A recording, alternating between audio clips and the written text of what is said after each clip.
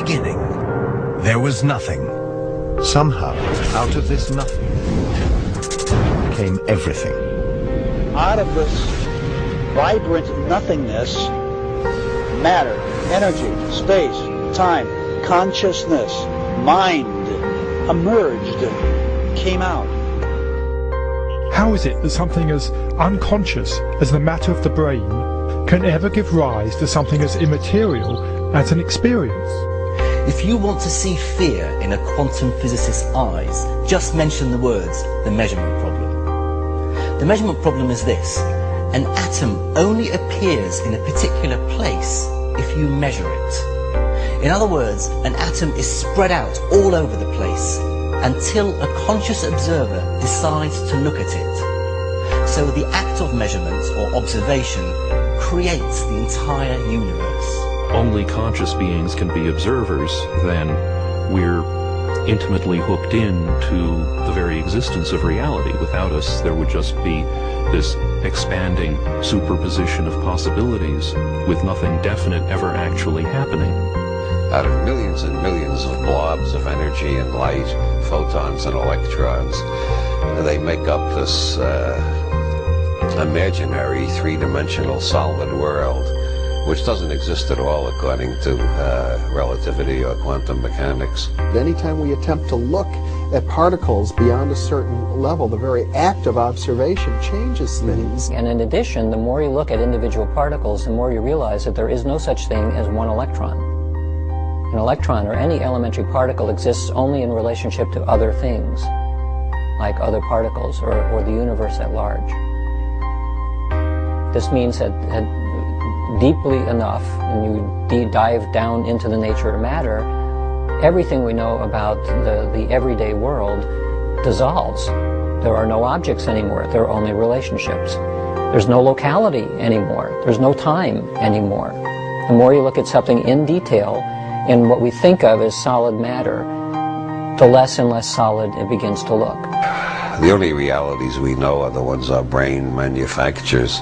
Our brain receives millions of signals every minute, and we organize them into holograms, which we project outside ourselves and call reality. Well, if the brain cortex, if it is also a hologram, then it's a three-dimensional hologram.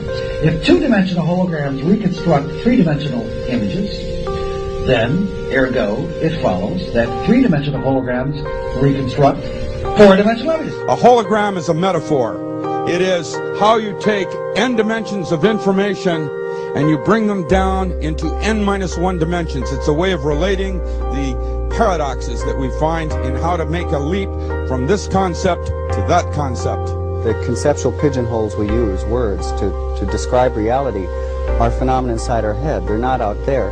And most of the time this is a philosophical quibble, but when you get down to quantum physics, and this is one of the reasons that Bohm came up with the holographic idea, it starts to have real effects. And one of those is it's been discovered that if you take two subatomic particles like electrons, in certain instances, when you do something to one, it will always affect the other, no matter how far apart they are.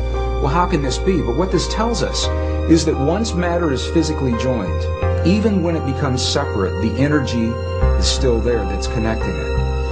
And this is why it's important to me, because if we go back far enough in time, all the particles of matter of this entire universe that are expanding were all meshed together in a single particle about the size of a green pea, is what scientists tell us today, is what the computer models suggest. That if you could go into the universe today and take all the particles of matter and take out all the space in between and bring it together and compress it into a size of a single green pea, it means that you and me and every one of our listeners, we were all once part of that same particle that creates this whole universe today. And even though those particles are now separate and expanding, and the studies show that they are, energetically we're all still linked. So an atom and its electron are multiversal objects, and that multiversal object is what the quantum mechanics is describing. Now, that means that the parallel universe aspect of reality as described by quantum theory must apply to objects of all sizes: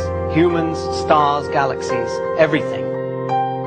And that's why we call it the parallel universe theory rather than just parallel electrons theory.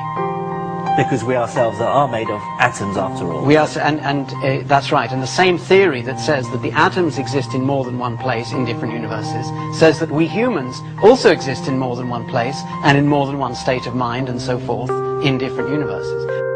And so what that means, talking about words, is that there is no separation between electrons. Furthermore, there's no separation between people. Everything is interconnected, and the biggest secret of all, to me, is the extent to which individuality is an illusion. Illusion comes from how our minds perceive. My illusion comes from my mind, your illusion comes from your mind. Do not need to search you do not need to search anywhere else for the source of illusion.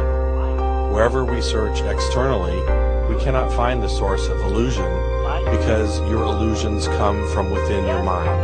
The big thing we're talking about here is a new way of thinking about this thing we call the person, the self, the beingness, the I.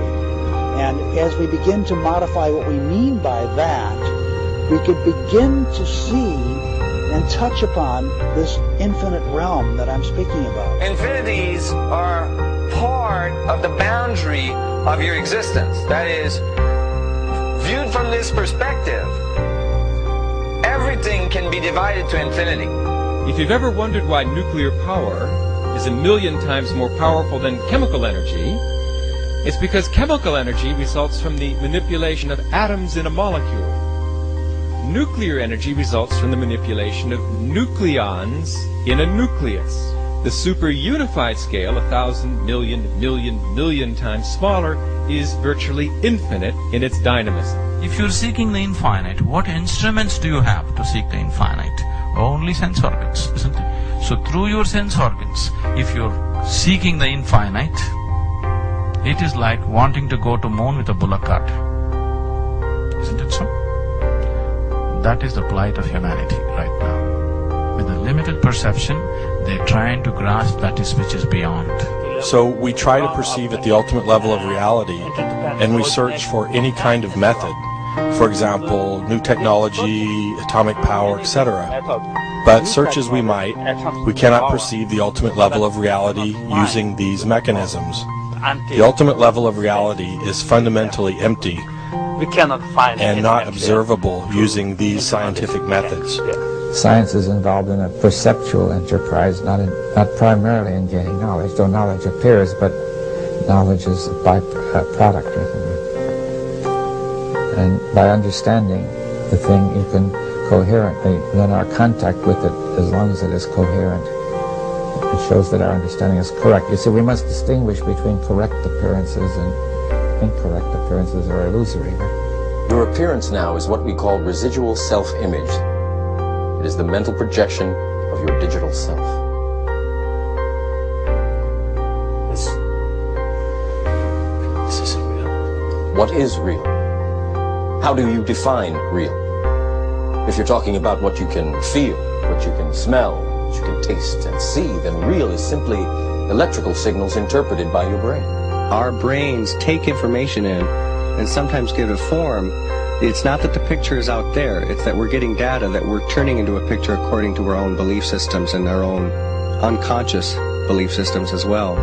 We know what is going on is that light comes in through the eyes, hits the back of the retina, triggers electrochemical impulses which travel down nerve fibers to the back of the brain, where the brain very cleverly, in about 1/10 of a second, puts it all together and says, this is what it looks like out there.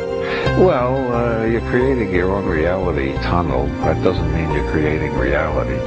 Out of reality, whatever that is, out of the infinite flux of energy, you're creating your own reality tunnel, and most people aren't aware of it. Most people aren't aware of it. All matter is merely energy condensed to a slow vibration.